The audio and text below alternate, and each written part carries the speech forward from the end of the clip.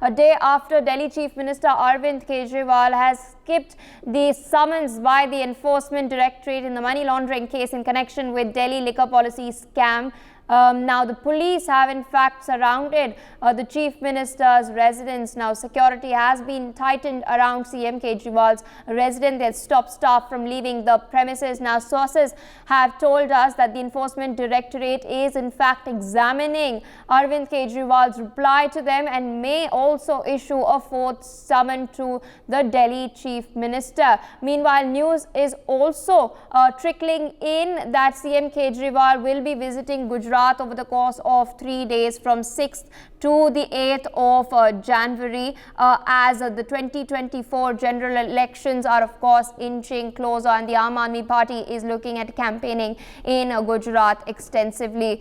Meanwhile, of course, even as all of these developments take place, a political war of words has broken out over these developments. Aam Aadmi Party ministers have made big claims that say they have information about the possible arrest of CM Kejriwal. Meanwhile, let's listen in to political reactions from across the political spectrum.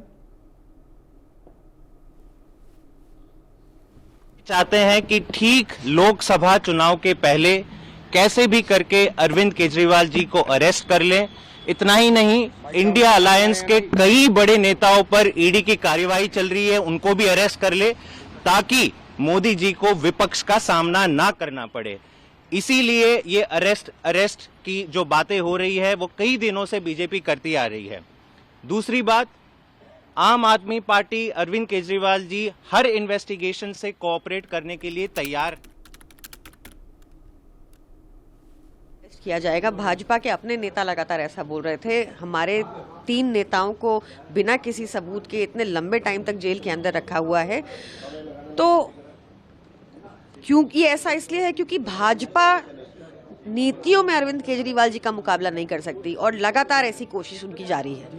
ये बात जानते हैं कि मनीष जी को करीब 1 साल से गिरफ्तार किया हुआ है। उनके खिलाफ कोई सबूत अदालत में पेश नहीं कर पाए हैं।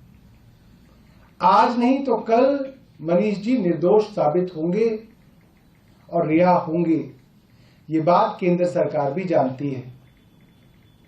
इसलिए सोचा जा रहा है कि किसी तरीके से अरविंद केजरीवाल जी को भी इस मुकदमे में गिरफ्तार कर लिया जाए। हम सब ये चीज देख रहे हैं कि देश के अंदर जितने भी अपोजिशन पार्टी के लीडर्स हैं, उनको किसी ना किसी मामले के अंदर ईडी द्वारा गिरफ्तार करने की कोशिशें हो रही हैं। ईडी कहां कार्रवाई करती है?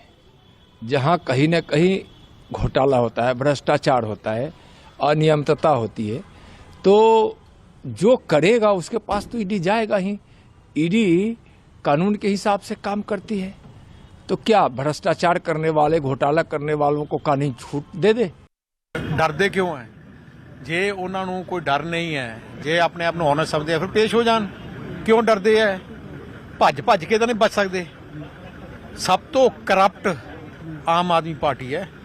ਜਿਹੜਾ ਐਕਸਾਈਜ਼ ਦਾ ਸਕੈਮ ਦਿੱਲੀ ਕੀਤਾ ਉਹ ਤੋਂ ਵੱਡਾ ਉਹਨਾਂ ਨੇ ਪੰਜਾਬ 'ਚ ਕੀਤਾ ਹੈ। ਆ ਕੇ ਬਚ ਸਕਦੇ ਨਹੀਂ, ਜਿੰਨਾ ਮਰਜ਼ੀ ਕਿ 1 ਮਹੀਨਾ ਪਿੱਛੇ ਹੋ ਜਾਣਗੇ ਜਾਂ 2 ਮਹੀਨੇ ਹੋ ਜਾਣਗੇ, ਪਰ ਅਖੀਰ There are in fact other reactions that have also come in from the Congress as well as the BJP. If we can in fact play those out too so that our viewers can get a comprehensive picture of how exactly are different political parties reacting to these developments.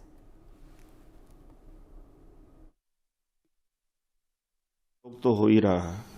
Hemant Soren के खिलाफ किस तरह से ED के सम्मन बार बार जा रहे हैं और हमारे तमाम और नेताओं को गिरफ्तार किया या तो ईडी के सम्मन भेजे गए। और लेकिन अरविंद केजरीवाल जी जो इमेज लेके आए थे भ्रष्टाचार के खिलाफ, और उनकी लड़ाई कांग्रेस से ही थी। कांग्रेस सबसे भ्रष्ट है और यह प्रचार करने में सफल भी रह गए। करेंगे शराब घोटाले में भ्रष्टाचार, बनाएंगे इसको अपना शिष्टाचार, फिर चिल्लाएंगे अत्याचार अत्याचार, खेलेंगे विक्टिमहुड कार्ड और करेंगे ड्रामेबाजी। आज अरविंद केजरीवाल न केवल भगोड़े नंबर 1 और भ्रष्टाचारी नंबर 1 है, बल्कि इनकी पूरी पार्टी ड्रामेबाज नंबर 1 है। अगर ऑस्कर अवार्ड मिलना चाहिए ड्रामा करने के लिए, नौटंकी और विक्टिमहुड कार्ड खेलने के लिए, तो ये अरविंद केजरीवाल आम आदमी पार्टी को मिल जाना चाहिए। ये वही आम आदमी पार्टी है जिसने एक बार कहा था 800 करोड़ रुपए रखे हैं, हमारी पार्टी तोड़ देंगे जी, ऑडियो टेप है जी। क्या हुआ उसका? ये वही आम आदमी पार्टी है जिसने कहा सीबीआई हमें गिरफ्तार कर देगी जी। क्या हुआ उसका? ये वही आम आदमी पार्टी है जिसने कहा आईबी रिपोर्ट आई है जी, हम गुजरात चुनाव जीत रहे जी। क्या हुआ उसका? इसीलिए ये आम आदमी पार्टी उस बच्चे की तरह है जो बार बार कहती है भेड़िया आया, और फिर बच्चे का विश्वास करना लोग छोड़ देते हैं, क्योंकि आम आदमी पार्टी ने केवल विश्वास तोड़ा है। अरविंद केजरीवाल और उनकी पूरी टीम लगता है मनोहर कहानियां गढ़ने में महारत हासिल है इन लोगों के अंदर। कल देर रात से इनके ट्वीट और वीडियो चल रहे हैं कि आज अरविंद केजरीवाल के यहां ईडी की रेड हो सकती है और उनको गिरफ्तारी हो सकती है। मुझे नहीं पता इनको ये इन्फॉर्मेशन कहां से मिली, लेकिन कानून के तहत कोई कुछ भी होगा तो उसकी पे कार्रवाई होगी। ये कानून के तहत सब कुछ हो रहा है। 3 बार से आप ईडी के सम्मन को जानबूझकर इवेट कर रहे हैं। कानून के तहत कानून आपके लिए इंपॉर्टेंट नहीं है। कानून से ज्यादा आपके लिए इंपॉर्टेंट विपाशना है। कानून से ज्यादा इंपॉर्टेंट आपके लिए मध्य प्रदेश के और छत्तीसगढ़ के चुनाव है। लेकिन ईडी के सवालों के जवाब देना आपके लिए इंपॉर्टेंट नहीं है। ईडी को अपने सवालों के जवाब चाहिए। मुझे नहीं मालूम आपके यहां वो आएंगे या नहीं आएंगे, लेकिन कभी न कभी आपको ईडी के पास जाना ही पड़ेगा, आज नहीं तो कल। ये कहा करते थे कि शराब जो है शरीर और आत्मा का नाश करती है, पर इस शराब ने तो अरविंद केजरीवाल के चरित्र का भी नाश किया है। आज सुबह से मैं देख रहा हूं कि चोरों की बारात शोर मचा रही है, विलाप कर रही है कि हाय अरविंद, हाय अरविंद। अरे जब चोरी की थी, भ्रष्टाचार किया था, उस समय ध्यान नहीं आया था। जांच एजेंसी से भाग रहे हैं आप, 3 बार बुलाने के बाद आप पेश नहीं हो रहे हैं और अब विलाप कर रहे हैं कि हाय हम गिरफ्तार हो सकते हैं। अरे जांच एजेंसी आपको बता के करेगी क्या? कानूनी प्रक्रिया का पालन आपको करना था अरविंद केजरीवाल, आप नहीं कर रहे। मैं आज भी आपको सलाह देता हूं, आप अपने आप को कट्टर ईमानदार होने का दावा करते हैं, जाइए साक्ष्य रखिए जांच एजेंसी के सामने, क्योंकि आप खुद भी जानते हैं कि आपने शराब में घोटाला किया है। माननीय मुख्यमंत्री अरविंद केजरीवाल जी ये भूल रहे हैं कि वो दिल्ली के मुख्यमंत्री जरूर हैं, लेकिन he is not above the law. देश के सभी कानून उन पर उतने ही लागू होते हैं जितने कि एक सामान्य नागरिक पर क्या करें, एक आम आदमी के आवरण में केजरीवाल जी एक बहुत ही खास आदमी हैं। वीवीआईपी सिंड्रोम से इतने ज़्यादा ग्रस्त हैं कि नवंबर 2023 से ईडी उनको समन पे समन भेजे जा रही है। 3 समन भेज चुकी है, लेकिन केजरीवाल जी जांच से भाग रहे हैं, जांच में जुड़ना ही नहीं चाहते और कभी बहाने दे देते हैं चुनाव प्रचार के, कभी बहाने दे देते हैं 10 दिन की विपासना की वर्कशॉप में जाने के। और कल तो उन्होंने इतना उद्दंड पत्र लिखा ईडी को कि मैं तो जांच में जुड़ूंगा ही नहीं, आप एक क्वेश्चनेयर भेज दीजिए।